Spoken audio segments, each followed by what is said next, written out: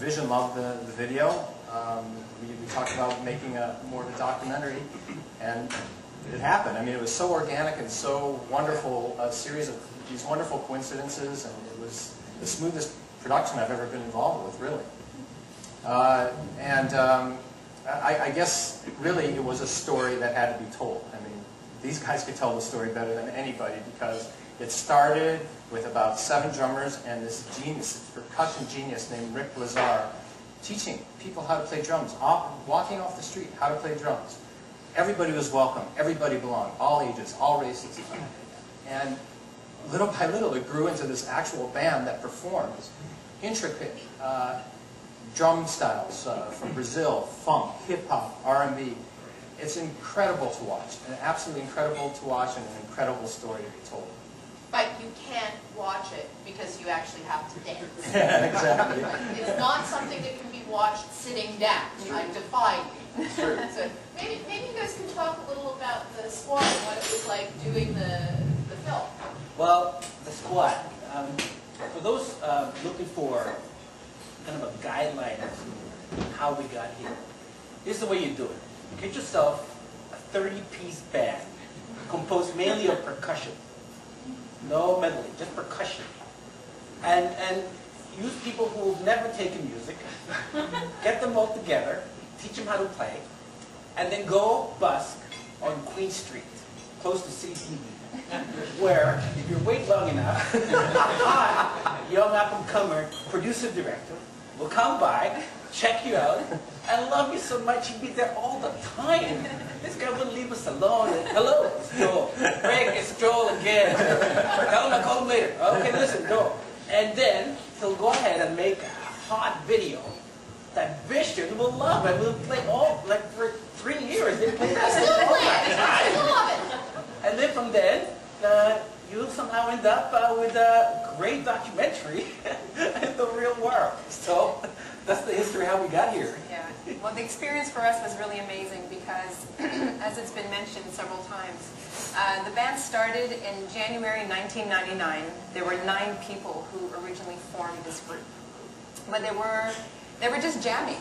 Jorge was one of the original members, and still that core group actually is still part of the band, which is pretty amazing.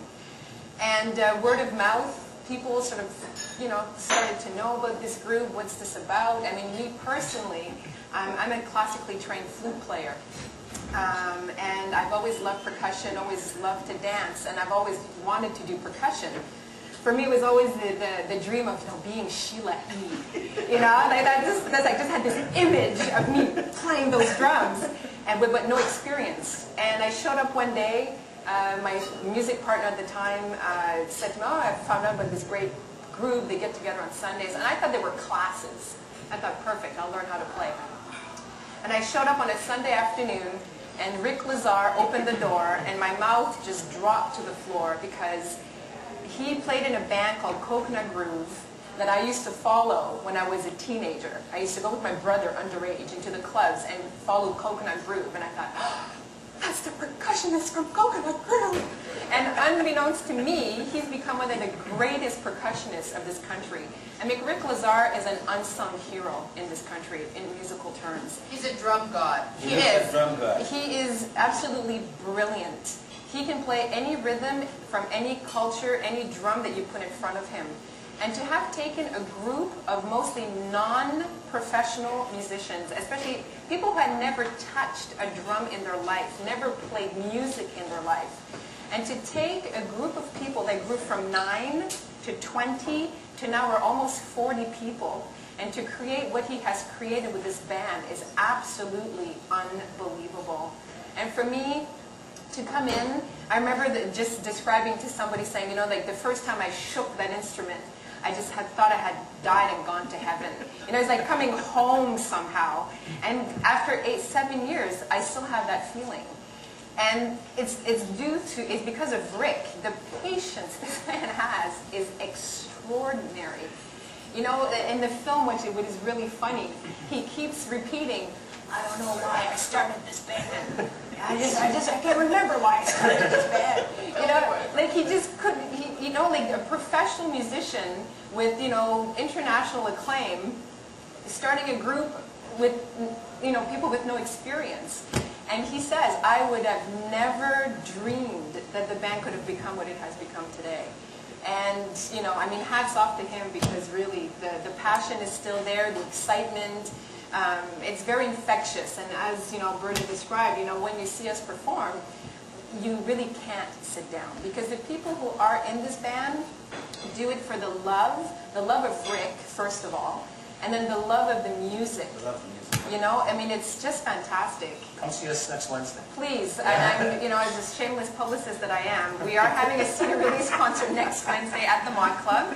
I have flyers to hand out. It wouldn't be you. So please And come. screening of the movie. And the screening of the movie, absolutely. So please come, we'd love to And have tell all you. your friends to watch it on Vision on the 28th of September. And And repeat wear it your on the dancing 30th. shoes. Yeah, absolutely.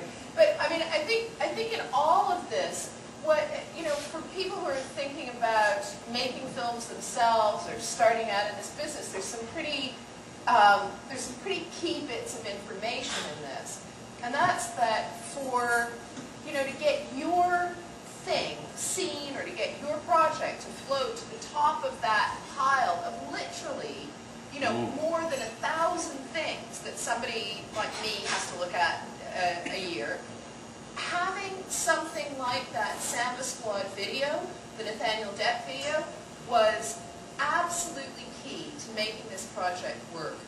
And it was key because Jason and Liam hadn't made big films before, and you've done stuff, Joel, but it was, I needed to be able to see something to say, okay, there's a reason to give these guys a big license fee to go and make this film. And everything in those 2 videos said they had it all. They were beautifully lit. They were beautifully shot. The music was incredible. They were beautifully edited. They were well directed. And above anything else, they were absolutely compelling. I am not kidding. When those things went on in that machine, anybody passing by just stopped and said, whoa, that's great. So when you've got a calling card like that, it's really, everything you need to say about yourself is there. And the subjects, Samba Squad was, as you say, just completely infectious. It was the range of people, the music, it was just so irresistible. But I would not have known that if somebody just said that to me on a page. It would not have meant, I just would not have understood it. So, yeah. Sorry, and if I can say, when we saw the documentary last year at the studio, we had a little screening. And, these guys so captured the essence of Samba Squad. I get all choked up. Like, seriously. Yeah. Because they really got it. And it's true that it was shot well, and they captured. See how excited? I'm French-Canadian, I speak with my hands. And I think that that's an important thing too, because it's more than you. In the case of Samba Squad or your other film on the Nathaniel Depp Corral, yes, they're about music, but they're also documentaries, so that they're a profile of Rick and why he started the band. And there's they're both funny and really fantastic bits with people talking about Rick, like Paul Schaefer, who probably